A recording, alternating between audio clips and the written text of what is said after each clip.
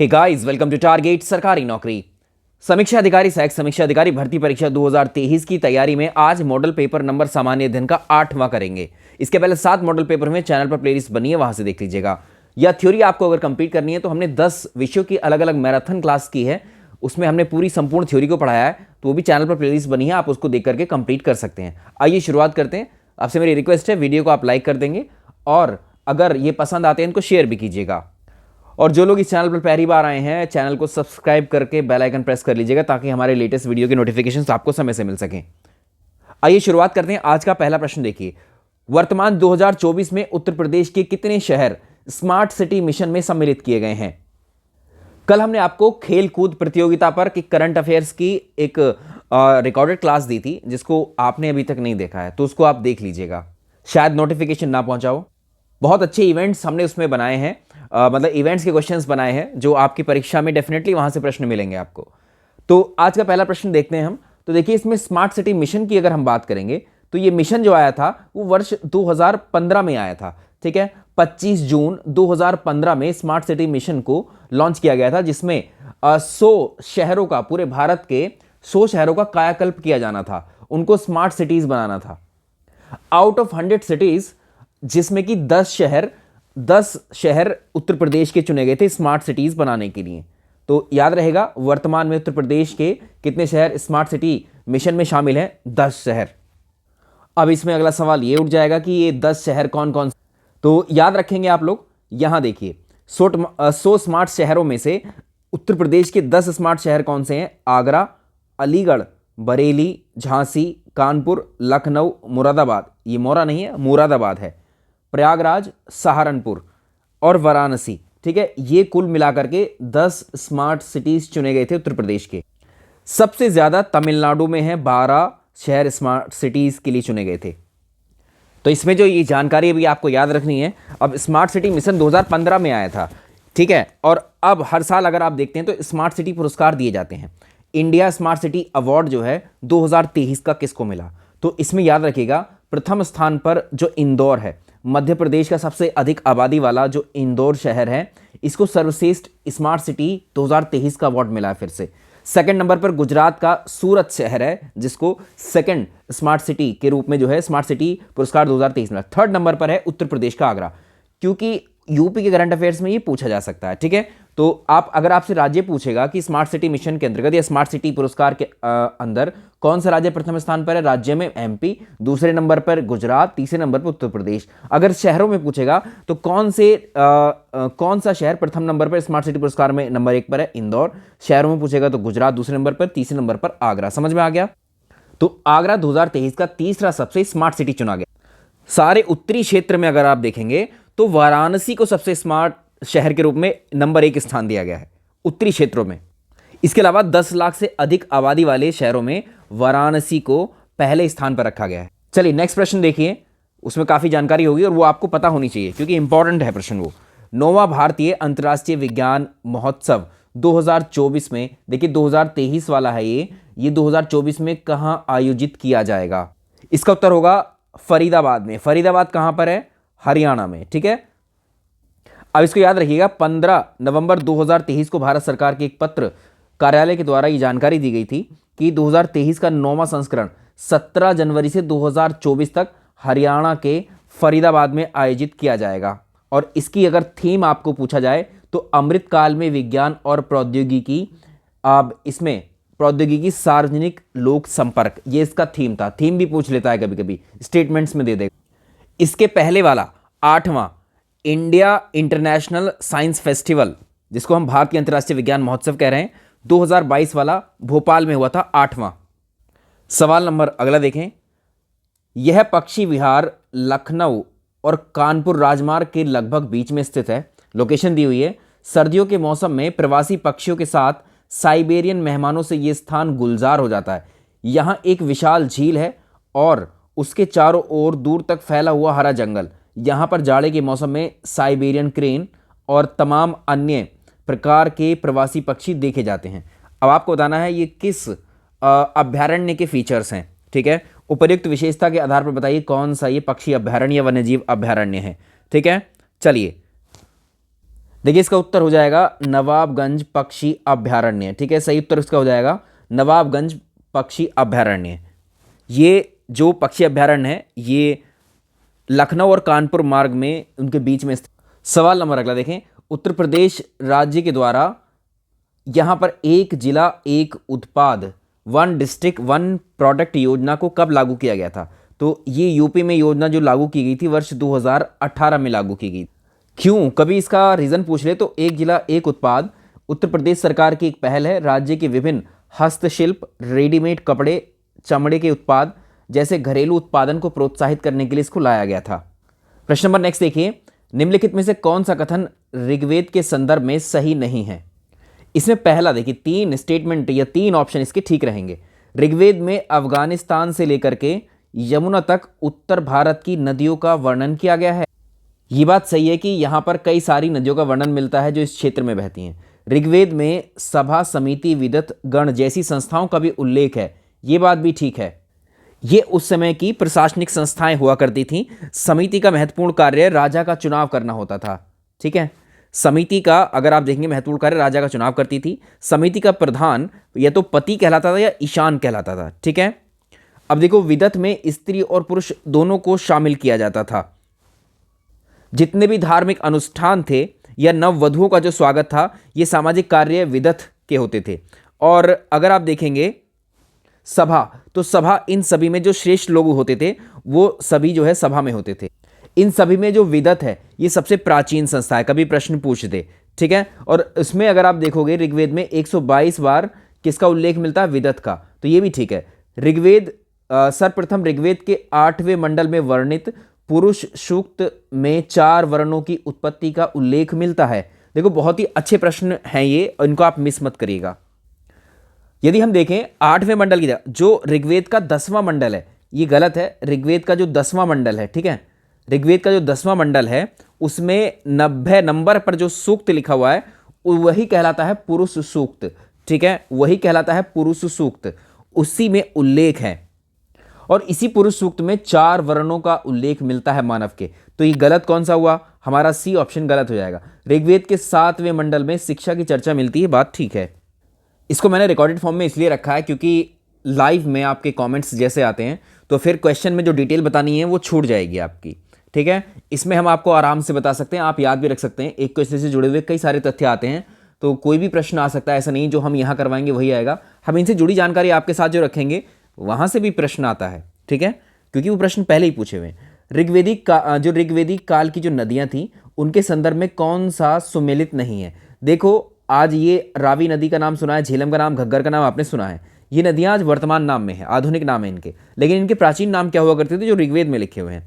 तो इसमें आपको बताना है कौन सा सुमेलित नहीं है। तो ऋग्वेद में सबसे महत्वपूर्ण नदी अगर आपसे पूछा जाए तो सिंधु नदी को माना है। ठीक है, मतलब ऋग्वेद में सबसे महत्वपूर्ण नदी सिंधु नदी है, सबसे ज़्यादा वर्णन इसका हुआ है इसमें। ठीक है, और अगर हम बात करें, एक है जो ये कुर्रम नदी है वर्तमान में, जिसका नाम था क्रुमु। ठीक है, ये क्रुमु नदी है, ये भी ठीक है, ये ऑलरेडी मैच्ड है। अगर हम बात करें गोमती नदी है, इसमें गोमती नदी को याद रखिएगा, जो वर्तमान में गोमती नदी है उसको गोमल से पुकारा गया है। काबुल नदी को कुबा के नाम से कहा गया है। ठीक है, सुवास्तु नदी को सुवात कहा गया है, ये आपको याद रहेंगे। ठीक है, और इसके अलावा जो वितस्ता नदी है, वितस्ता नदी, ये झेलम जो है इसको वितस्ता कहा गया, मतलब जो आज की झेलम है उसको वितस्ता कहा गया है, ये बात बिल्कुल ठीक है। अस्किनी देखिए, इसमें अस्किनी को मैं ऐसे ही बता देता हूँ, अस्किनी चेनाब को बोला गया है, और रावी को पुरुषनी बोला गया है, ये भी ठीक है। अब घग्गर नदी की बात कर लेते हैं। देखिए घग्गर को क्या बोला गया है, अब यहां से याद रखिएगा, जो गंडक नदी है, गंडक नदी को सदानीरा, आज की वर्तमान गंडक नदी को सदानीरा उस समय कहा गया था, और जो घग्गर नदी है इसको दृश्यद्वती कहा गया है। ठीक है, इसको क्या कहा गया है? दृश्यद्वती। पसंद आ रहे हैं क्लास आपको? ठीक है, तो ये वाला मिसमैच्ड है, यही मैच नहीं है। देख लीजिए मैंने दोनों का नाम लिख दिया है यहाँ पर। अच्छा, ऋग्वेद काल में अगर आप देखेंगे तो उस समय जो राजा हुआ करता था उसके प्रशासनिक सहयोग के लिए एक हुआ करते थे पुरोहित, और 12 सेनानी हुआ करते थे जिनको रत्नीन कहते थे। 12 सेनानी हुआ करते थे जिनको रत्नीन कहते थे। किसमें? ऋग्वेदिक काल में जो प्रशासन चलता था उस समय। एक होते थे पुरोहित, ठीक है, ये याद रखेंगे, एक होते थे पुरोहित। तो जो गोचर भूमि होती थी, गोचर भूमि के अधिकारी को व्राजपति कहा जाता था। ठीक है, गोचर भूमि के अधिकारी को व्राजपति कहा जाता था। इसका उत्तर तो ये हो जाएगा। इसी में प्रशासन में सबसे प्रमुख पुरोहित होते थे, ये बात ठीक है, ये राजा के परामर्शदाता हुआ करते थे। सेनानी जो हुआ करते थे सेना के प्रमुख। प्रश्न नंबर अगला देखिए, निम्नलिखित कथनों में से कौन सा सही नहीं है? सामवेद संगीत शास्त्र की सबसे प्राचीन पुस्तक मानी जाती है। इसके पाठ करने वाले को उद्दिगाता नामक पुरोहित करता है।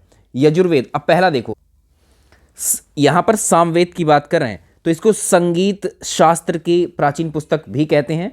ठीक है, और इसके पाठ करने वाले को उद्गाता पुरोहित भी कहते हैं। ये बात बिल्कुल सही है। अगला देखें, यजुर्वेद केवल गद्य शैली में लिखा हुआ है, इसमें यज्ञ की पद्धतियों पर बल दिया गया। इसमें अगर हम बात करें यज्ञ और हवनों की बात तो इसमें की ही गई है, लेकिन ये गद्य और पद दोनों में दिया गया है। ठीक है, गद्य और पद दोनों शैलियों में है, तो इसलिए ये गलत हो जाएगा। यही हमारा उत्तर होगा। अथर्ववेद से तत्कालीन भारतीय औषधि विज्ञान की जानकारी मिलती है, ये बात बिल्कुल ठीक है। ऋग्वेद सबसे पुराना है, मान्य ग्रंथ है, इसका पाठ होत्री नामक पुरोहित करता है, बात बिल्कुल ठीक है। मतलब जो सही नहीं है वो बी है। प्रश्न नंबर नेक्स्ट देखिए, जैन धर्म से संबंधित प्रश्न है। जैन धर्म के प्रथम तीर्थंकर ऋषभदेव थे। इन्होंने माउंट आबू पर अपना देह त्याग किया था।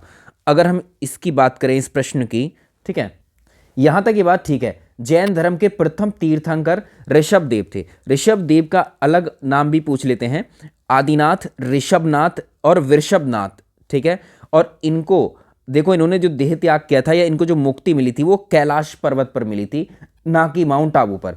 इसलिए ये वाला गलत हो जाता है पूरा स्टेटमेंट। जैन धर्म के 23वें तीर्थंकर महावीर थे। अब जैन धर्म के 23वें नहीं थे, ये 24वें तीर्थंकर थे, 24वें, और यह जैन धर्म के वास्तविक संस्थापक थे। तो इसमें आधी बात ठीक है, आधी गलत है, तो ये पूरा ही गलत हो जाएगा। तो ना तो एक ठीक है ना तो दो ठीक है। इसमें ऑप्शंस नहीं दिए हैं, बट आप याद रखिएगा इसमें एक ऑप्शन है कि ना तो पहला सही है, दोनों ही गलत हैं। ये आगे चलें, निम्नलिखित में से कौन सा सुमेलित नहीं है? देखिए, बहुत अच्छे स्तर के प्रश्न हैं ताकि आप बहुत आसानी से प्रैक्टिस कर पाएं इनकी, मैं आपको डिटेल में बताते चल रहा हूं। अब आगे देखें, कौन सा एक सुमेलित नहीं? कैप्टन हॉकिंस, हमने आपको आधुनिक भारत में इनके बारे में पढ़ाया था। ठीक है, कैप्टन हॉकिंस जहांगीर से मिलने वाला प्रथम अंग्रेज दूत था, यह बात बिल्कुल ठीक है। जॉब चारनॉक ने कलकत्ता की स्थापना की थी, यह बात ठीक है। जेरार्ड अंगियार जो था, इसने मद्रास की स्थापना नहीं की थी, इसने बम्बई या मुंबई या बम्बई कही, इसको उस समय बम्बई था नाम, बम्बई का संस्थापक था ये, तो यही वाला सुमेलित नहीं है। जॉन मेंडेनहॉल, भारत आने वाला प्रथम ब्रिटिश नागरिक, इसके बारे में भी हमने आपको बताया था, ये बात ठीक है। चलिए अब देखो, मद्रास का संस्थापक कौन था? तो मद्रास का भी याद रखेंगे, हमने आपको ये बताए थे, तीनों के बताए थे आपको। ठीक है, तो मद्रास का कौन था? मद्रास का था फ्रांसिस डे। ठीक है, फ्रांसिस डे ये मद्रास का था। आगे चलें, नेक्स्ट देखेंगे, निम्नलिखित में से किसने सम्राट जहांगीर से मुगल साम्राज्य के सभी भागों में कारखानों की स्थापना करने का अधिकार पत्र जो है प्राप्त किया था? अब इसमें देखिए, ये था टॉमस रो, ये वही वाली कहानी है जो हमने आपको डिस्कस भी की थी। अब इसमें हम आपको फिर से बताते हैं कि 1608 ईस्वी में जो जेम्स प्रथम था, ब्रिटेन का सम्राट था जेम्स प्रथम, वो भारत में अपनी व्यापारिक कोठियां स्थापित करने के उद्देश्य से कैप्टन हॉकिंस को भारत में भेजता है। वो अकबर के लिए एक लेटर भेजता है, लेकिन उस वक्त तक जहांगीर आ चुका था मुगल साम्राज्य की उसमें राजा के पद पर या बादशाह के पद पर। तो ये जो कैप्टन हॉकिंस पहुंचता है तो जहांगीर के दरबार में पहुंचता है, वहाँ पत्र दिखाता है उसको, और ये वहाँ पर उससे फारसी में बात करता है, जिससे खुश होता है जहांगीर, और जहांगीर जो है एक तरीके से हॉकिंस को वहाँ पर अनुमति दे देता है। ठीक है, वो फैक्ट्रियाँ या मतलब खोलने के कारखाने खोलने की अनुमति दे देता है। लेकिन उधर दूसरी तरफ पुर्तगाली भी उस समय थे यहाँ, पुर्तगाली जो है वो विरोध करते हैं, और इस कारण से जो है जहांगीर उस अनुमति को वापस ले लेता है। उसके बाद में आता है एक दूसरा व्यक्ति। ठीक है, इसमें जो है अब इस बार क्या होता है, जहांगीर के दरबार में अब दूसरा व्यक्ति भेजा जाता है जेम्स प्रथम के द्वारा 1615 में, टॉमस रो। ठीक है, जो टॉमस रो है, इसके समय में जो है वो सारी अनुमतियां अधिकार पत्र जो है वहां पर अपनी फैक्ट्री स्थापित करने के मिल जाते हैं ब्रिटिशर्स को। निम्नलिखित में से किसके द्वारा अंग्रेजों को बंबई प्राप्त हुआ था? यह प्रश्न हमने आपको करवाया था। ठीक है, बंबई प्राप्त किसके जरिए हुआ था अंग्रेजों? 1661 की ये कहानी है। और 1661 में इंग्लैंड का जो सम्राट था चार्ल्स द्वितीय, उसका विवाह एक पुर्तगाल की राजकुमारी थी कैथरीन से हुआ था। और जब कैथरीन का विवाह हुआ तो इसमें मुंबई दहेज के रूप में चार्ल्स को दिया गया था। पुर्तगाली थी कैथरीन, ठीक है, पुर्तगालियों के द्वारा। फ्रांसीसियों के द्वारा अपनी पहली कोठी की स्थापना भारत में कहाँ की गई? अब देखो, ये सूरत में की गई थी, इसका उत्तर सूरत हो जाएगा। फ्रांसीसियों ने 1608 में लगाई थी अपनी फैक्ट्री भारत में, ठीक है, 1608 में सूरत में। प्रश्न नेक्स्ट देखिए, निम्नलिखित में से कौन सा एक सही नहीं है? महाजनपदों की, अब देखो महाजनपदों के काल को पूछ रहा है, महाजनपदों की संख्या कुल मिलाकर के 16 थी, ये बात बिल्कुल ठीक है। षोडश महाजनपद भी कहा जाता है, 16 महाजनपद। अगला है महाजनपदों के बारे में केवल बौद्ध ग्रंथों में ही चर्चा मिलती है, ये बात गलत है, क्योंकि बौद्ध धर्म के साथ साथ जैन ग्रंथों में भी इसका उल्लेख मिलता है, ठीक है। बौद्ध ग्रंथों में अंगुत्तर निकाय, महावस्तु और जैन ग्रंथ है भगवती सूत्र, इनमें जो है महाजनपदों की सूचना मिलती है। तो ये वाला उत्तर हो जाएगा हमारा। महाजनपद काल में कुछ स्वतंत्र गणतंत्र भी मौजूद थे, बिल्कुल। और इसमें देखो, जैसे कपिलवस्तु के शाक्य थे, पावा के मल थे, ये सब थे। इसके अलावा वैशाली में लिच्छवी निवास करते थे, बात ठीक है। महाजनपदों की राजधानी अक्सर आपसे प्रश्न में पूछ देता है, तो इस प्रश्न को देखें, निम्नलिखित में से कौन सा सुमेलित नहीं है? इधर महाजनपद दिए और उनकी राजधानी कौन सी है, ठीक है। आगे देखिए, अंग महाजनपद को देखें, अंग महाजनपद की राजधानी चंपा थी, ये बात बिल्कुल ठीक है। वत्स महाजनपद को देखें, वत्स महाजनपद की राजधानी कौशाम्बी थी। सूरसेन को देखें, ठीक है, सूरसेन की राजधानी मथुरा थी, ये भी ठीक है। कौशल, अब देखो, कौशल की राजधानी श्रावस्ती थी, श्रावस्ती, ठीक है, श्रावस्ती थी, यही मिसमैच्ड है। सवाल नंबर नेक्स्ट, निम्नलिखित कथनों पर विचार करें। मगध पर शासन करने वाला प्रथम राजकीय वंश मौर्य वंश था। ना, नहीं, मगध पर शासन करने वाला पहला जो रूलर हुए हैं, पहले शासक हुए हैं, वो हर्यंक वंश है, ठीक है, हर्यंक वंश। तो पहला गलत हो जाता है इस हिसाब से। मौर्य वंश के शासक चंद्रगुप्त मौर्य ने राजवैद्य जीवक को महात्मा बुद्ध की सेवा में भेजा। दूसरा भी गलत है, क्योंकि अगर आप देखेंगे महात्मा बुद्ध की सेवा में बिंबिसार ने भेजा था, ठीक है, बिंबिसार ने राजवैदक जीवक को भेजा था, ठीक। तो ये भी गलत है, तो इसमें डी उत्तर हो जाएगा। प्रश्न अगला देखें, कौन सा कथन सही नहीं है? देखो, ऐसे प्रश्न लेने का मतलब हमारा ये है कि यहाँ पर आपके एक प्रश्न जुड़ी हुई 3 जानकारियाँ सुरक्षित हो रही हैं, आप उनको याद कर पा रहे हैं। अजात शत्रु ने वैशाली के विरुद्ध युद्ध में रथ मूसल जैसे हथियारों का प्रयोग किया था। अब देखिए, ये बात बिल्कुल ठीक है, जिसकी वजह से उसको सफलता भी मिली थी।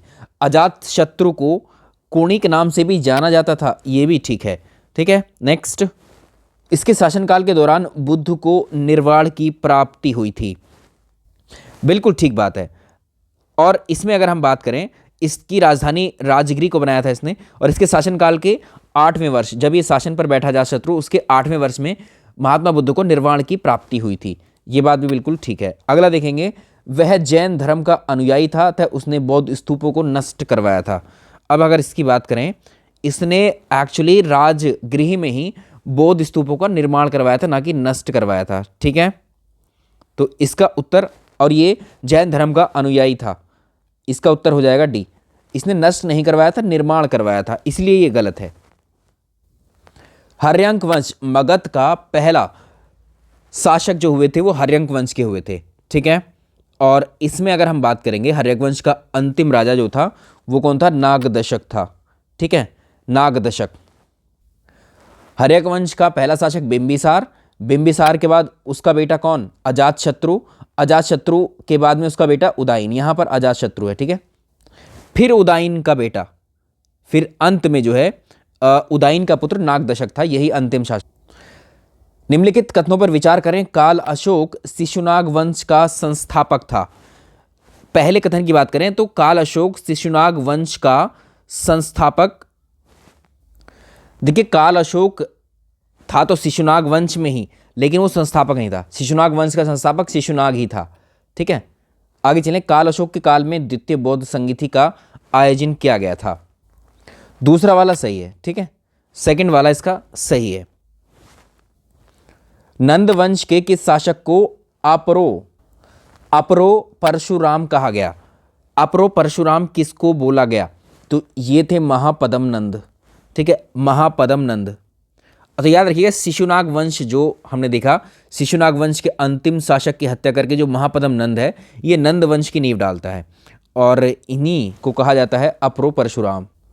नेक्स्ट देखेंगे, किस शासक की हत्या करके मौर्य साम्राज्य की स्थापना की गई थी? कर लोगे बिल्कुल, बहुत इजी प्रश्न है ये तो बहुत आसान सा हो गया। ठीक है, तो ये तो बिल्कुल सिंपल है, घनानंद। घनानंद की हत्या करके विष्णुगुप्त कौटिल्य के ही एक शिष्य थे चंद्रगुप्त मौर्य। ठीक है, चंद्रगुप्त मौर्य के द्वारा घनानंद की हत्या करके जो है मौर्य वंश की स्थापना की जाती। सिकंदर के द्वारा अरबेला के युद्ध में निम्न में से किसे पराजित किया गया था? अब भारत पर अगर आप देखें, सिकंदर के द्वारा 331 ईसा पूर्व में अरबेला के युद्ध में दारा तृतीय को हराया गया था। ठीक है, दारा तृतीय को हराया गया था। आगे देखें, सिकंदर की सेना के द्वारा जब सिंधु नदी को पार किया गया उस समय तक्षशिला का शासक कौन था? तो इसका उत्तर हो जाएगा आम्भी। ठीक है, आम्भी था, क्योंकि सिकंदर ने 326 ईसा पूर्व में अगर आप देखें हिंदू कुश पर्वत पार किया और सबसे पहले जो तक्षशिला के राजा आम्भी था उसके विरुद्ध आक्रमण किया उसने, और तक्षशिला के शासक आम्भी उसने जो है सरेंडर कर दिया था एक तरीके से। ठीक है, नेक्स्ट, बौद्ध और जैन ग्रंथ चंद्रगुप्त मौर्य को किस कुल में उत्पन्न मानते? अब जहां नाम से पूछा, देखो बौद्ध और जैन ग्रंथ इन्हें क्षत्रिय कुल में मानते हैं। ठीक है, क्षत्रिय कुल में मानते हैं इनको, लेकिन अगर आपसे पूछा जाए कि ब्राह्मण साहित्य इन्हें शूद्र कुल में मानता है। ठीक है, तो अलग अलग ग्रंथों की मान्यता के हिसाब से भी प्रश्न आता है। किस यूनानी शासक से युद्ध के पश्चात चंद्रगुप्त मौर्य ने उसकी पुत्री से विवाह कर लिया था? आसान सा प्रश्न है ये। 305 ईसा पूर्व में सिंधु नदी के किनारे पर सेल्यूकस निकेटर, जो कि अगर हम बात करें सिकंदर का ही सेनापति हुआ करता था, और सेल्यूकस निकेटर और चंद्रगुप्त के बीच में युद्ध हुआ था, और इस युद्ध में एक संधि हुई थी जिसमें सेल्यूकस निकेटर ने जो है अपनी पुत्री, उसका नाम था हेलेना का विवाह चंद्रगुप्त के साथ में किया था। चलिए, इसका उत्तर हो जाएगा बी। अगला देखेंगे, निम्नलिखित में से किस अभिलेख से चंद्रगुप्त मौर्य की पश्चिमी भारत पर विजय का पता चलता है? यह है जूनागढ़ के अभिलेख में उसकी पश्चिमी भारत की विजयों का वर्णन मिलता है। तो रुद्रदामन का जूनागढ़ अभिलेख है, उसी से ये पता लगता है, जहां पर उसने जो पुष्यगुप्त को जो है गवर्नर बनाया था और सुदर्शन झील का निर्माण भी करवाया था, ऐसी बातें उससे पता लगती। निम्नलिखित में से किस शासक ने 2 अश्वमेध यज्ञों का आयोजन करवाया जिसे कराने का श्रेय पतंजलि को दिया जाता है? इंपॉर्टेंट सवाल है। पुष्यमित्र शुंग। ठीक है, पुष्यमित्र शुंग था ये। शुंग ब्राह्मण धर्म से संबंधित है, याद रखिएगा। किस शुंग शासक के दरबार में हिंद यवन शासक एंडियाकोटस ने अपने राजदूत हेलियोडोरस को भेजा था? चलिए, यदि हम बात करें एंडियोकोटस की, या एंडियोकीट्स लिखा है यहां पर, तो अग्निमित्र, वसुमित्र, वज्रमित्र, भागमित्र, देवभूति, ये पुष्यमित्र शुंग के उत्तराधिकारी थे बाद के। तो भगभद्र के दरबार में अगर आप देखें तक्षशिला के हिंद यवन शासक एंडियाकीट्स था ये। ठीक है, एंडियोकोटस नहीं है, एंडियाकीट्स था। एंडियाकीट्स ने हेलियोडोरस नामक राजदूत को भेजा था। ठीक है, किसके दरबार में? ये था भगभद्र। निम्नलिखित में से किस सातवाहन शासक को एकमात्र ब्राह्मण अद्वितीय ब्राह्मण कहा गया? तो इसमें कहा गया गौतमी पुत्र शातकर्णी को। इसका उत्तर हो जाएगा ए ऑप्शन।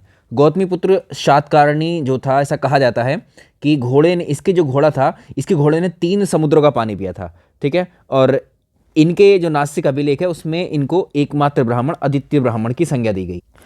बहुत अच्छा प्रश्न है, ये कई बार आता है परीक्षा में, देखिए, और इसमें आप गलती भी करते हैं। इच्छावाकु वंश के संस्थापक कौन थे? तो इच्छावाकु वंश के संस्थापक श्री शांतमूल थे। आगे देखें, मिलिंद और बौद्ध भिक्षु नागसेन के वाद विवाद को किस कृति में संकलित किया गया है? अच्छा प्रश्न है, ये प्रश्न तो आपने पहले भी किया होगा। ठीक है, इसको कर लेते हैं अभी। तो देखो, ये है यदि हम बात करें, इसको कहते हैं मिलिंद पन्हो। ठीक है, मिलिंद पन्हो।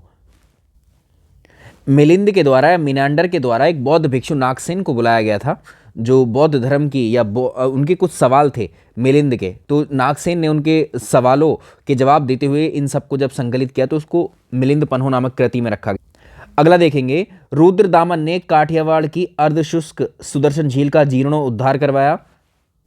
तो रुद्रदामन ने सुदर्शन झील का जीर्णोद्धार करवाया था, बात ठीक है। सकराया स्वयं को क्षत्रप कहते थे और शकों ने सबसे पहले विशुद्ध संस्कृत भाषा में गिरनार अभिलेख जारी करवाया। दोनों कथन बिल्कुल ठीक हैं। सवाल नंबर नेक्स्ट देखेंगे, कुषाण वंश के संबंध में निम्नलिखित कथनों में से कौन से कथन सत्य हैं? पहला है, भारत में सबसे पहले कुजूल कटफिसेस नामक कुषाण शासक ने आक्रमण किया था। ये बात ठीक है। ठीक है, तो ये 15 से 16 कम से कम इसका जो कार्यकाल माना जाता है कुजुल कटफिसेस का, वो 15 एडी से लेकर 64 एडी के बीच में माना जाता है। और इसने तांबे के सिक्के भी चलवाए थे। ठीक है, तो ये क्या है, ये भी ठीक है। आगे देखेंगे, कुषाण वंश का जो वास्तविक संस्थापक था वो वीम कटफिसेस था। ये बात भी ठीक है। वीम कटफिसेस के सिक्कों पर यूनानी खरोष्टी लिपि मिलती है, ये भी ठीक है। तीनों कथन ठीक है। आगे देखेंगे, कनिष्क ने शक संवत निम्नलिखित में से किस तिथि में चलाया था? कनिष्क के द्वारा शक संवत जो चलाया गया था वो 78 एडी में चलाया गया था, 78 एडी में। ठीक है, और कनिष्क को द्वितीय अशोक, सेकंड अशोका भी कहते हैं। निम्नलिखित में से कौन सी रचना कालिदास द्वारा रचित नहीं है? यह हमने आपको करवाया, मेघदूतम, विक्रमोर्वशीयम, कुमार संभवम, तीनों कालिदास की कृतियां हैं। पंच सिद्धांतिका भी हमने आपको बताया किसकी हैं, ये वराह मिहिर की हैं। वृहत संहिता और पंच सिद्धांतिका वराह मिहिर ने लिखी हैं। गुप्त वंशावली में सबसे पहला शासक चंद्रगुप्त प्रथम था। अगर हम इसकी बात करें, देखिए इसमें देखें, ये बिल्कुल ठीक है। अच्छा देखिए, उसमें अगर आप देखें गुप्त वंश के संस्थापक में, तो श्रीगुप्त जो है गुप्त वंश का संस्थापक था।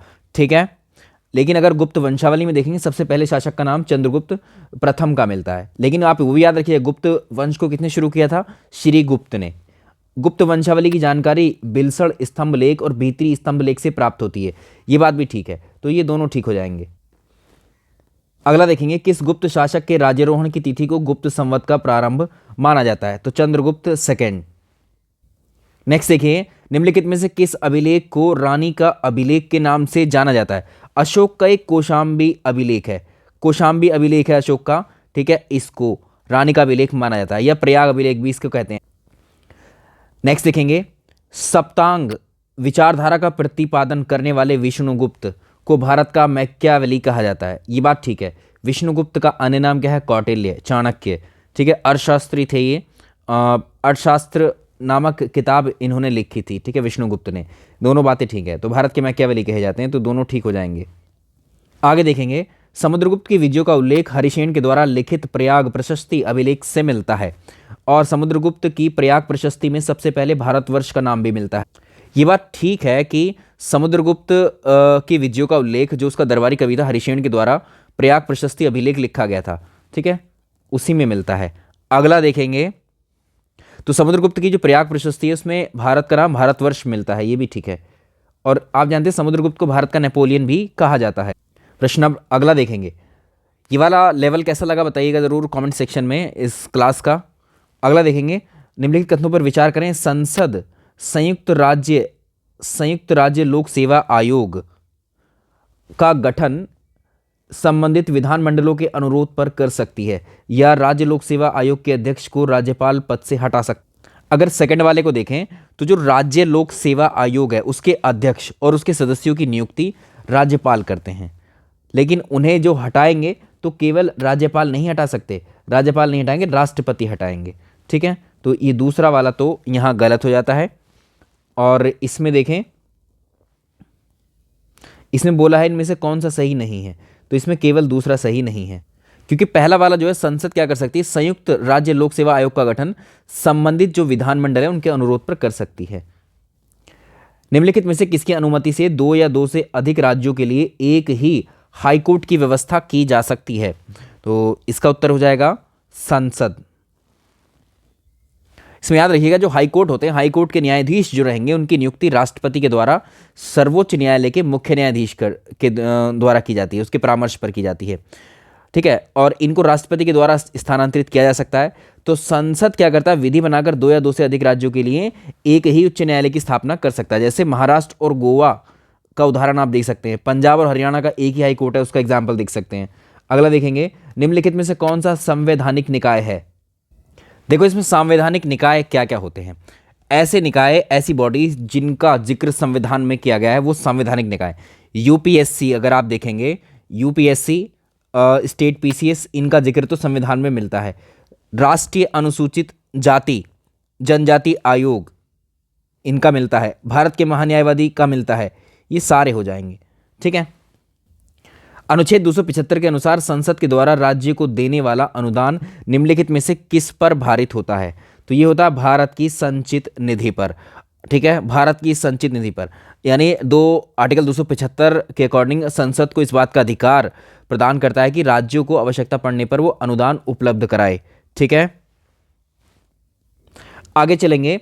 केंद्र द्वारा राज्यों को दिया जाने वाला विवेकाधीन अनुदान निम्नलिखित में से किसकी सिफारिश पर ही प्रदान किया जाता है? तो इसका उत्तर हो जाएगा नीति आयोग। निम्नलिखित अगला देखेंगे, भारतीय संविधान में वित्त आयोग का उल्लेख कौन से आर्टिकल में किया गया है? तो ये आर्टिकल 280 है। ठीक है, देखो यहाँ पर अभी जल्दी जल्दी में हो जाता 208, ये 280 है क्योंकि जल्दी जल्दी में देखने के चक्कर में हो जाता। वित्तीय आपातकाल के संदर्भ में फाइनेंशियल इमरजेंसी के संबंध में निम्नलिखित कथनों पर विचार करें। और इसमें पहला कथन है, वित्तीय आपातकाल का मूल संविधान में कोई प्रावधान नहीं किया गया। ये बात गलत, तो ये बात गलत है क्योंकि अगर आप देखेंगे आर्टिकल 360 फाइनेंशियल इमरजेंसी की ही बात करता है, तो संविधान में तो इसका प्रावधान है, तो पहला वाला गलत हो गया। वित्तीय आपातकाल को संविधान में संशोधन करके 352 के तहत जोड़ा गया है, ये फिर से गलत हो गया। वित्तीय आपातकाल संविधान में ऑलरेडी 360 में है। ठीक है, तो दोनों ही गलत हैं। इसमें से पूछा कौन सी सही नहीं है, पहला और दूसरा दोनों सही नहीं है। आपातकाल की उद्घोषणा या जारी रखने के लिए विशेष बहुमत का प्रावधान निम्नलिखित में से किस संविधान संशोधन के तहत किया गया है? ये संविधान संशोधन है, 44वां संविधान संशोधन है ये। ठीक है, 44वां कब हुआ था? 1978 में। किसी लोकसभा के कार्यकाल का विस्तार आपातकाल की समाप्ति के पश्चात कितने दिनों तक लागू रह सकता है? तो ये इसका उत्तर है 6 माह, 6 मंथ। जब भी राष्ट्रपति आपातकाल की उद्घोषणा करते हैं तब लोकसभा का कार्यकाल इसके सामान्य कार्यकाल से आगे संसद कानून बनाकर एक समय में 1 वर्ष के लिए बढ़ाया जा सकता है। लेकिन अगर इस विस्तार की बात करें, आपातकाल की जो इस समाप्ति है इसके बाद ये 6 माह से अधिक नहीं हो सकता। ठीक है, निम्नलिखित कथनों पर विचार करें। अनुच्छेद 358 अनुच्छेद 19 के अंतर्गत आने वाले मूल अधिकारों से संबंधित है। इसकी अगर हम बात करें, देखिए, और आपातकाल की घोषणा होने पर अनुच्छेद 358 स्वतः ही आर्टिकल 19 के अधिकारों का निलंबन कर देता है। ये बात बिल्कुल ठीक है। तो आर्टिकल 358 में जो है ये दोनों कथन इसके ठीक है, ये दोनों कथन इसके ठीक हैं। आगे देखेंगे सवाल नंबर अगला देखिए, निम्नलिखित में से कौन सा विकल्प कोयला कार्बन की मात्रा के आधार पर आरोही क्रम है? देखो, एक होता आरोही क्रम, एक होता अवरोही क्रम।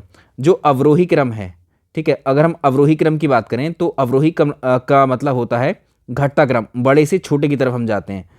आरोही क्रम होता है बढ़ता क्रम, यानी छोटे से बड़े की तरफ जाएंगे, यानी कम क्वालिटी से ज़्यादा क्वालिटी की तरफ जाएंगे। और आप जानते हैं कोयले की जो सबसे पहली फॉर्म होती है पीट फॉर्म होती है। हमने आपको ये ज्योग्राफी की मैराथन में करवाई। बहुत सारे आज की क्लास के जो सवाल हैं वो ज्योग्राफी की मैराथन में आपको मिल जाएंगे। ठीक है, पीट, लिग्नाइट, बिटुमिनस, एंथ्रासाइट। अब आप कैसे याद रखेंगे इसको? पीलीभीत याद है आपको? पीलीभीत, ठीक है, पीलीभीत जिला यूपी का। अब आप ऐसे याद रखिए, पी से रखिए आप पीट, एल आई से रखिए लिग्नाइट, बिटुमिनस को रखिए बी आई से आप जो है BIT से बिटुमिनस याद रखेंगे। बचा एंथ्रासाइट लास्ट में, पीलीभीत, समझ गए? तो पहले लो क्वालिटी का पीट, लिग्नाइट, फिर बिटुमिनस। आगे चलें, सबसे ज़्यादा अगर आप देखेंगे कार्बन जो होता है वो एंथ्रासाइट कोयले में होता है। निम्नलिखित में से कौन सी सक्रिय गैस है जो वायुमंडल में स्वतंत्र रूप में नहीं पाई जाती है? कौन सी है जो स्वतंत्र रूप में नहीं पाई जाती है? तो इसमें आप उत्तर कर लेंगे रेडॉन। ठीक है, रेडॉन नहीं पाई जाती है, रेडॉन नहीं पाई जाती है। निम्नलिखित में से कौन सा कॉपर का एक अयस्क नहीं है? कॉपर का अयस्क नहीं, कौन नहीं है? ये है कैसीटेराइट। ठीक है, कैसीटेराइट। कॉपर के अयस्क कौन कौन से होते हैं? कॉपर पायरेट है बिल्कुल, कॉपर ग्लास भी है, क्यूपराइट भी है, रूबी, इसको रूबी कॉपर भी कहते हैं, मैलेकाइट भी है, एजुराइट भी है। आगे चलिए, निम्नलिखित में से कौन सा जिंक का अयस्क नहीं है? जिंक का अयस्क इनमें से कौन सा नहीं है? यह है पायरेजीराइट, पायरेजीराइट। अब देखो इसमें जिंक के अयस्क कौन कौन से? एक तो जिंक ब्लैंडी आता है, जिंक ब्लैंडी, कैलामाइन है, ठीक है, और विलेमाइट है, और जिंकाइट है, ये याद रखेंगे। आसान सा प्रश्न है। LPG सिलेंडर्स सभी के घरों में है। अब इनमें गैस जब लीकेज होती है तो इसको पता लगाने के लिए कौन सा एजेंट या तत्व मिलाया जाता है सिलेंडर्स में? एक्चुअली जो ये गैस होती है LPG, लिक्विफाइड पेट्रोलियम गैस, ये होती है गंधहीन। ठीक है, जब गंधहीन है और लीक करेगी तो इसमें गंध आएगी ही नहीं। आप कहेंगे वहाँ तो स्मेल आती है सिलेंडर में, वो इसीलिए इसके लीकेज का पता लगाने के लिए कि ये लीक हो तो पता लगे, कोई दुर्घटना ना हो, तो उसके लिए इसमें एक एजेंट मिलाया जाता है और इसका नाम आप जानते हैं क्या है, ये इथाइल मरकैप्टन। सिंपली मरकैप्टन भी आएगा, इथाइल मरकैप्टन, ठीक है। तो इसी के कारण जो एलपीजी लीक करती है उसकी इसमें से स्मेल आती है वो। अब इसमें आप देखो एलपीजी गैस के अवयव कौन कौन से, क्या सर्वाधिक क्या पाया जाता है इसमें, प्रोपेन, मुख्यतः इसमें प्रोपेन पाया जाता है, ब्यूटेन पाया जाता है, ठीक है, और आइसोब्यूटेन, आइसोब्यूटेन याद रख सकते हैं। एक नेचुरल गैस का और पूछता है, प्राकृतिक गैस के अवयव, उसमें मीथेन और इथेन ज़्यादा होती है। निम्नलिखित में से कौन पेट्रोल गैस का अवयव नहीं है, इनमें से कौन सा है जो पेट्रोल गैस का अवयव नहीं है, कार्बन, ठीक है, कार्बन पेट्रोल गैस का अवयव नहीं। तो पेट्रोल गैस में आपको मिलेंगे प्रोपेन, ब्यूटेन, एथिलीन, ब्यूटीन आदि, ठीक है। आगे चलें, प्रोड्यूसर गैस निम्नलिखित में से किस किस का मिश्रण होती है, प्रोड्यूसर गैस, अब ये होती है कार्बन मोनोऑक्साइड, CO+N2 का मिश्रण होती है producer gas, carbon monoxide and nitrogen, ये याद रहेगा, ठीक है, जिसमें कार्बन मोनोऑक्साइड की मात्रा होती है 35% और नाइट्रोजन इसमें ज़्यादा होती है 60%, ठीक है। अगला देखें, निम्नलिखित कथनों पर विचार करें। अब विज्ञान के प्रश्न आ गए हैं, जीव विज्ञान। गोल्जी काय कोशिका का एक अंग है, इसे डिक्टियोसोम भी कहते हैं।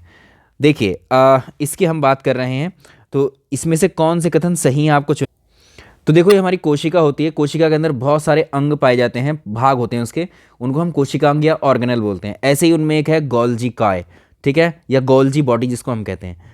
और यहाँ पर अगर हम बात करें, गोल्जी काय को लाइपोकॉन्ड्रिया के नाम से भी जानते हैं, डिक्टियोसोम के नाम से भी जानते हैं, और गोल्जी काय को कोशिका की जो है पुलिस भी कहते हैं, traffic police of the cell भी कहते हैं इसको। पहली बात ठीक है। गोल्जी काय का कार्य हॉर्मोन्स का संश्लेषण करना होता है, ठीक है, तो ये हॉर्मोन्स के संश्लेषण या निर्माण का कार्य करती है, ये बात भी ठीक है, दोनों बातें सही हो जाती हैं। लाइसोसोम के संदर्भ में निम्नलिखित कथनों में से कौन सा कथन ठीक है, लाइसोसोम, अब जानते हैं ये लाइसोसोम जो है जंतु कोशिकाओं में पाया जाता है, ये बात बिल्कुल ठीक है। इसके अलावा इसमें लगभग 50 हाइड्रोलिटिक एंजाइम्स पाए जाते हैं और जो कि 50 pH है ये पर कार्य करते हैं, ये बात भी ठीक है। ये कोशिका के अवशिष्टों को निपटाने वाला एक तंत्र है या यंत्र, यंत्र कहें कोई एक ऑर्गेनल ही है ये कोशिका के अंदर, तीनों ठीक हो जाएंगे। राइबोसोम कहाँ पर पाए जाते हैं, राइबोसोम्स को पूछा गया है कहाँ पर पाए जाते हैं राइबोसोम, चलिए इसको बताइए। राइबोसोम देखिए, ये हरित लवक, इसमें भी पाए जाते हैं लाइसोसोम, केंद्रक में न्यूक्लियस में भी पाए जाते हैं, कोशिका द्रव्य साइटोप्लाज्म में भी पाए जाते हैं, सभी में पाए जाते हैं। अगला देखें, कोशिका झिल्ली, सेल मेम्ब्रेन के बारे में कौन से कथन ठीक हैं, जो सेल मेम्ब्रेन या कोशिका झिल्ली ग्लाइकोप्रोटीन और ग्लाइकोलिपिड की बनी हुई झिल्ली होती है, ये ग्लाइकोप्रोटीन ग्लाइकोलिपिड की ही बनी होती है, यानी ग्लाइकोलिपिड का मतलब है फैट और प्रोटीन से निर्मित होती है, ये बात बिल्कुल ठीक है। एक कोशिकीय जीवों में, यानी जो सिंगल सेल्युलर होते हैं या यूनिसेल्युलर होते हैं, इन जीवों में कोशिका के भोजन, बाहर से भोजन तथा अन्य पदार्थ ग्रहण करने में सहायता करती है, ये ठीक है। अमीबा कोशिका झिल्ली द्वारा भोजन ग्रहण करती है, तो ये तीनों ही ठीक हो जाएंगे। आगे देखेंगे, माइटोकॉन्ड्रिया में पाए जाते हैं, माइटोकॉन्ड्रिया में क्या पाया जाता है, माइटोकॉन्ड्रिया के अंतर्गत देखिए इसमें क्या क्या पाया जाता है माइटोकॉन्ड्रिया, इसमें डीएनए भी, आरएनए भी और इसमें राइबोसोम्स ये भी पाए जाते हैं। अगला देखेंगे, वातावरण में दूसरी सर्वाधिक मात्रा में पाई जाने वाली गैस कार्बन डाइऑक्साइड है, क्या ये बात सही है? पहली सबसे ज़्यादा जो पाई जाती है 78% नाइट्रोजन फर्स्ट नंबर पर, सेकंड नंबर पर है ऑक्सीजन, ठीक है, सेकंड नंबर पर ऑक्सीजन, थर्ड नंबर पर इस पर आर्गन आती है, फोर्थ नंबर पर आती है हमारी ये कार्बन डाइऑक्साइड, तो ये गलत हो जाएगा। दूसरा देखें, कार्बन डाइऑक्साइड वायुमंडलीय दाब 78% पर ठोस अवस्था में परिवर्तित हो जाते हैं, जिसको शुष्क बर्फ या आइस कहते हैं, तो इसमें केवल दूसरा ठीक है। नेक्स्ट देखिए, सवाल नंबर अगला देखेंगे, एक ही प्रकार के एक से अधिक अणु मिलकर के कोई अधिक अणुभार वाला अणु बनाते हैं तो उसको बहुलक कहते हैं। पहला अगर आप कथन देखें तो ये बहुलीकरण की अभिक्रिया है, जिसमें एक ही प्रकार के अणु या एक से अधिक अणु आपस में मिलकर के कोई अधिक अणुभार वाला कोई अणु बनाएंगे तो उसको बहुलक कहेंगे, पॉलीमर कहेंगे।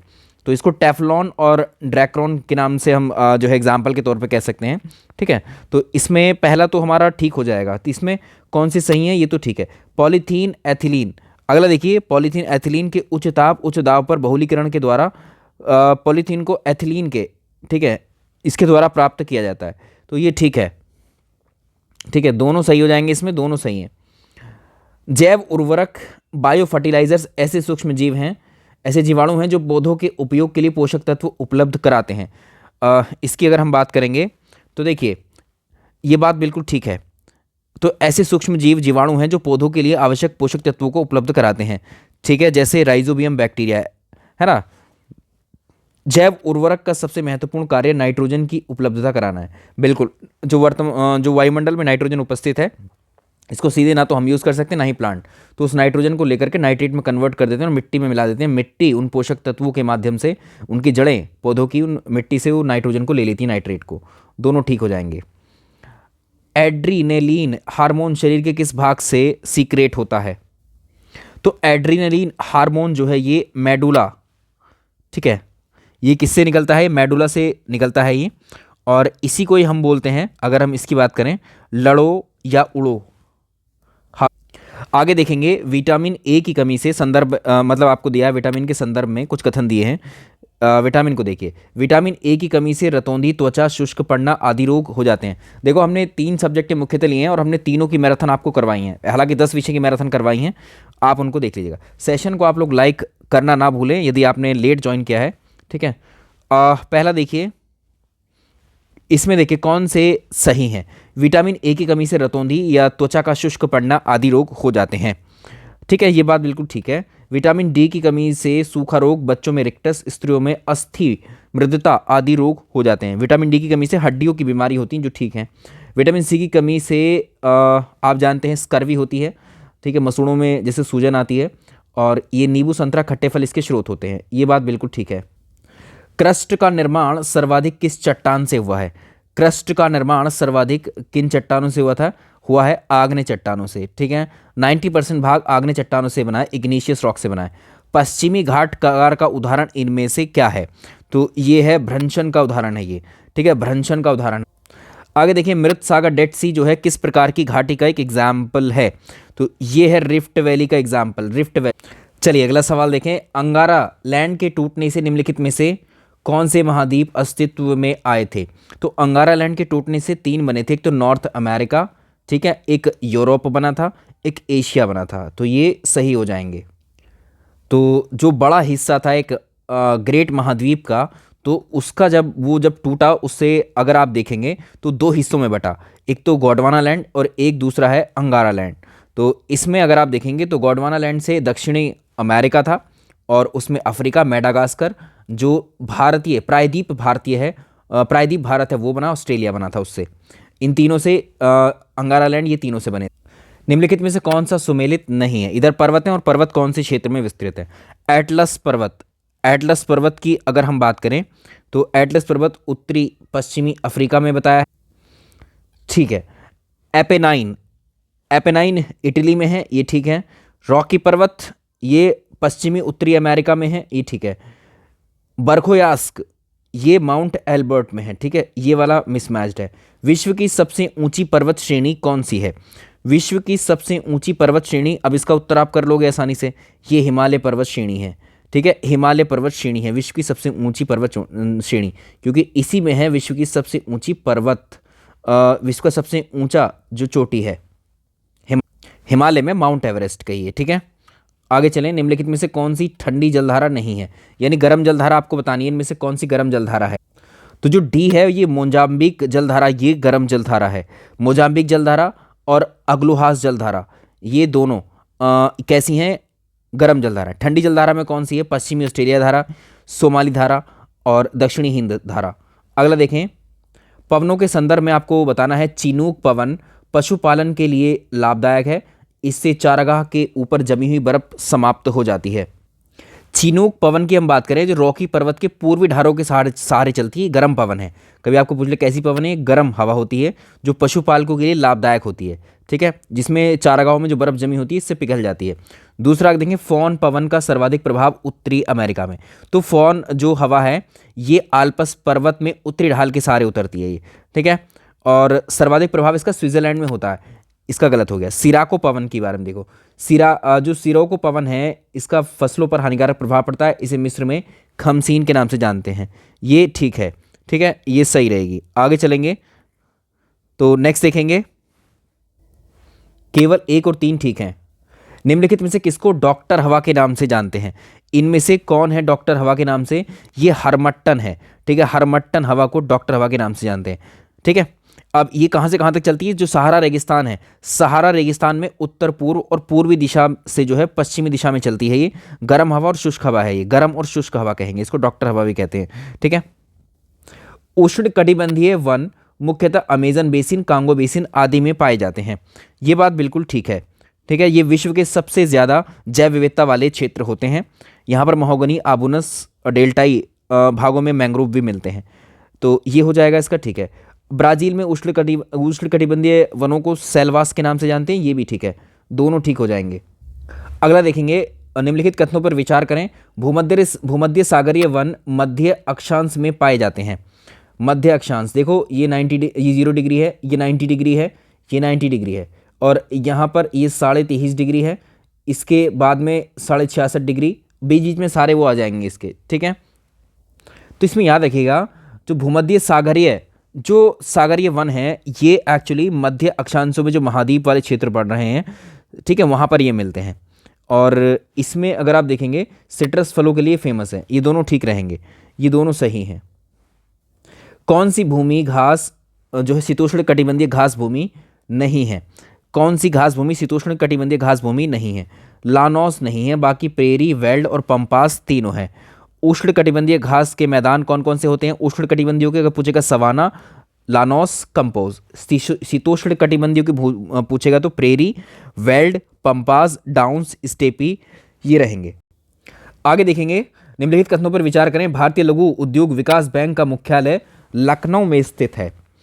इसको देखिए, प्रश्न नंबर 102। इसको हम सिडबी कहते हैं, सिडबी, ठीक है, स्मॉल इंडस्ट्रियल डेवलपमेंट बैंक। 1990 में इसकी स्थापना की गई थी, 1990 में, और इसका हेडक्वार्टर लखनऊ में है। ये बात ठीक हो जाती है। यह छोटे उद्योगों, लघु इकाइयों का वित्त पोषण आदि करती है। ये दोनों ठीक है ये बातें। निम्नलिखित में से कौन सा ऋण मुद्रा बैंक के द्वारा प्रदान नहीं किया जाता है? ये भी याद रखेंगे, ये प्रश्न आता भी है और ये आया था उस समय में भी। तो इसका उत्तर हो जाएगा युवा ऋण। तो इसमें 3 प्रकार के उद्योग हैं एक्चुअली। इसमें कौन कौन से उद्योग हैं? एक तो शिशु उद्योग होता है, ये एक्चुअली उद्योगों की कैटेगरी है, शिशु उद्योग। शिशु उद्योग में 50,000 तक का ऋण देती हैं, ठीक है, 50,000 तक का ऋण मिलता है। और किशोर उद्योग ये सेकंड है, इसमें 50,000 से इसमें अगर आप देखेंगे 5 लाख से 1 लाख तक, ठीक है, 5 लाख से 10 लाख तक का होगा, एक नहीं। किशोर उद्योग में एक सेकंड उल्टा हो गया। किशोर उद्योग में हम 50,000 से जाएंगे, ठीक है, 50,000 से इसमें 5 लाख तक का मिलता है। और इसमें नेक्स्ट देखेंगे तरुण उद्योग में, तरुण इसकी तीसरी कैटेगरी है, इसमें 5 लाख से हम 10 लाख तक आएंगे। ये है, इसमें युवा कैटेगरी या युवा उद्योग जैसी कोई कैटेगरी नहीं। नेक्स्ट देखेंगे 14वें वित्त आयोग का कार्यकाल कितना था? ठीक है, 14वें वित्त आयोग के जो अध्यक्ष थे वो वाई.वी. रेड्डी थे। इसका कार्यकाल 1 अप्रैल 2015 से 2020 तक चला था ये, ठीक है। ये हो जाएगा, देखिए इसका उत्तर क्या हो जाएगा? इसमें ए ही है, ये ए ही है, ठीक है, ए उत्तर है। अभी कौन सा चला? 15वां वित्त आयोग। अगला देखेंगे नाफेड इनमें से किससे संबंधित है? नाफेड का फुल फॉर्म पूछ लेगा, नेशनल एग्रीकल्चर और आगे कोऑपरेटिव, ठीक है, national agriculture cooperative marketing federation of India, ठीक है, इसका फुल फॉर्म ये है। इसमें जो शब्द आपको जो लेटर्स आपको दिखाई देते हैं उससे कहीं ज़्यादा है उसमें, national agriculture cooperative marketing federation of India, NAFED. तो ये कृषि उपजों से संबंधित है, कृषि क्षेत्र से संबंधित है ये।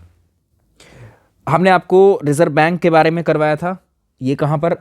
भारतीय अर्थव्यवस्था की जो क्लास अगर नहीं देखी देख लीजिएगा। रिजर्व बैंक ऑफ इंडिया की जो स्थापना की गई थी 1 अप्रैल को की गई थी 1935 में। अधिनियम 1934 वाला था वो, ठीक है, reserve bank of India act 1934 वाला। इनमें कौन सा कार्य रिजर्व बैंक नहीं करता है? देखिए, इसमें से अगर आप देखेंगे नोटों का निर्गमन, साख नियंत्रण, विदेशी विनिमय पर नियंत्रण, ये तीनों करता है। सिडबी पर नियंत्रण इसका नहीं है। ठीक है, नोटों का निर्गमन सरकार के बैंकर के रूप में कार्य करता है, बैंकों के बैंक के रूप में कार्य करता है, ये सब है। मक्का उत्पादन में शीर्ष स्थान किसका है, ये आप जानते ही हैं, यूएसए का है। आगे देखेंगे कॉफ़ी उत्पादन में, कॉफ़ी के प्रोडक्शन में ब्राज़ील नंबर 1 पर है। ठीक है, ब्राज़ील। आगे देखें निम्नलिखित कथनों पर विचार करें। इसमें रस्ट और करनाल बंट गेहूं की बीमारियां हैं। ज्योग्राफी की जो मैराथन जिसको आपने सबसे ज़्यादा पसंद किया, भारत का भूगोल, उसमें हमने ये डिस्कस किया था आपसे कृषि वाले चैप्टर में। ठीक है, कृषि वाले चैप्टर में रस्ट और करनाल बंट के बारे में, तो इसमें ठीक है। तो गेहूं में अगर आप देखोगे सबसे ज़्यादा क्या मिलता है, कार्बोहाइड्रेट मिलता है। रस्ट और करनाल बंट जो है ये गेहूं की बीमारी है, ये बात ठीक है। भारत में हरित क्रांति का सर्वाधिक प्रभाव गेहूं पर ही पड़ा था क्या, बिल्कुल, गेहूं का प्रोडक्शन इसमें ज़्यादा हो गया था। और इसका सी दोनों हो जाएंगे ये। कौन सी फसल ऐसी खरीफ रबी जायद तीनों में उगाई जा सकती है, ये होती है, तो ये है मक्का, ये है मक्का। कुछ सेंसस पे प्रश्न करते हैं। 2011 के आंकड़ों के अनुसार सर्वाधिक चाइल्ड सेक्स रेशियो, शिशु लिंगानुपात कौन सा राज्य का है। अभी 2011 वाली ही सेंसस आएगी, तो ये अरुणाचल प्रदेश हो जाएगा। इसमें मिल गया है हमको, एक ऑप्शन मिस है। ठीक है, अरुणाचल प्रदेश के बाद मिजोरम है। आगे देखेंगे सर्वाधिक साक्षरता वाला राज्य केरल है। दूसरे स्थान पर साक्षरता में कौन सा राज्य आता है, केरल के बाद में नंबर आता है मिजोरम का। ठीक है, केरल के बाद नंबर आता है मिजोरम का। क्रोमाइट के शीर्ष उत्पादक देश कौन से हैं? क्रोमाइट में सबसे ज़्यादा उत्पादन दक्षिण अफ्रीका करता है। भारत में सर्वाधिक अनुसूचित जाति वाला राज्य उत्तर प्रदेश है। दूसरा स्थान किसका है? एससी अनुसूचित जाति सबसे ज़्यादा एससी राज्य यूपी में है। ठीक है, सबसे ज़्यादा एससी। दूसरे नंबर पर कौन है, दूसरे नंबर पर कौन है, तो इसमें हो जाएगा पश्चिम बंगाल। ठीक है, पश्चिम बंगाल इसका उत्तर ठीक रहेगा। तो सबसे ज़्यादा अनुसूचित जाति जनसंख्या वाले राज्यों में उत्तर प्रदेश नंबर 1 पर है, नंबर 2 पश्चिम बंगाल, नंबर 3 पर बिहार, फिर तमिलनाडु, आंध्रा। अगला देखेंगे राष्ट्रीय उपभोक्ता दिवस मनाया जाता है। राष्ट्रीय उपभोक्ता दिवस जो सेलिब्रेट किया जाता है वो करते हैं 24 दिसंबर को। ठीक है, 24 दिसंबर को। आगे चलेंगे, बंतू जनजाति कहाँ पर पाई जाती है, तो ये मध्य और दक्षिण अफ्रीका में पाई जाती है। आगे देखें, स्वास्थ्य सूचकांक नीति आयोग के द्वारा जारी किया जाता है। इसके अलावा स्वास्थ्य सूचकांक का उद्देश्य राज्यों को बेहतर स्वास्थ्य सेवा परिणाम डाटा संग्रहण प्रणालियों के उन्नयन के लिए प्रेरित करना है। ये दोनों बातें ठीक हैं। सिंधु जल समझौते के बारे में भी हमने आपको बताया था। ठीक है, अब इसमें आपको बताना है, देखिए सिंधु जल समझौता है यहाँ पर। इस समझौते के तहत ब्यास, रावी, सतलज, चेनाब, झेलम के जल का भारत और पाकिस्तान के मध्य बंटवारा किया गया। इसमें आपको बताना है कि कौन से कथन सही नहीं है। तो देखो, पहले में अगर हम बात करें, सिंधु जल समझौता 1960 में हुआ था। इसमें ब्यास, रावी, सतलज, चेनाब, झेलम, ब्यास, रावी, सतलज, चेनाब, झेलम, बिल्कुल इन्हीं के जल का बंटवारा किया गया था। ठीक है, सिंधु नदी का जल भी इसमें शामिल था। और ये समझौता 1959 में नहीं, 1960 में हुआ था। ठीक है, तो दोनों ठीक हैं।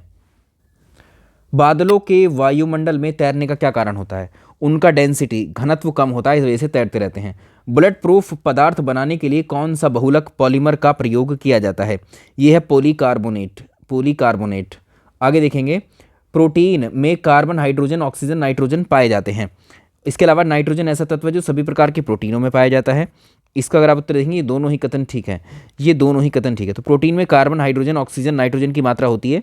ठीक है, लेकिन नाइट्रोजन ऐसा तत्व है जो सभी प्रकार के प्रोटीनों में मिलता है। केल्विन तापमान का मान कितना होता है? केल्विन टेम्परेचर का मान कितना? केल्विन जो स्केल होता है उसका जो केल्विन टेम्परेचर जो होता है वो 273 केल्विन होता है। ठीक है, मानव शरीर का जो तापमान है अगर आप उसको देखोगे, वैसे नॉर्मल अगर आप टेम्परेचर देखोगे ह्यूमन बॉडी का, तो कितना होता है? 37 डिग्री सेल्सियस होता है।